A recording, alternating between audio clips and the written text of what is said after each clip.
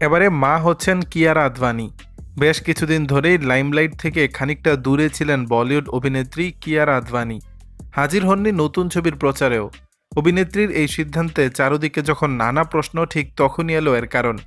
শোনা যাচ্ছে 2 থেকে 3 হচ্ছেন কিয়ারা ও সিদ্ধার্থ দম্পতি, অর্থাৎ মা হতে চলেছেন কিয়ারা আদভানি। শুক্রবার সামাজিক মাধ্যমে এমনই ইঙ্গিত দেন অভিনেত্রী। একজোড়া মোজার ছবি শেয়ার করে কিয়ারা লেখেন, আমাদের জীবনে সবচেয়ে মিষ্টি উপহার খুব তাড়াতাড়ি আসতে চলেছে। আর পোস্টটির সঙ্গেই মন্তব্য ঘর ভরে গেছে অনুরাগীদের শুভকামনায়।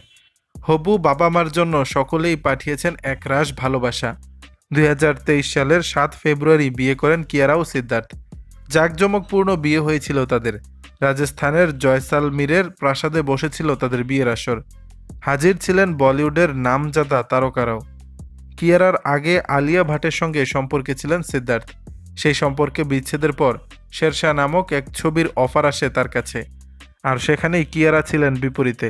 শেরশাহে অভিনয় করতে গিয়েই কাছাকাছি আসেন দুজনে। তারপরের গল্পটা চেনা, বন্ধুত্ব, প্রেম, বিয়ে। এবার সংসার বাড়তে চলেছে তাদের।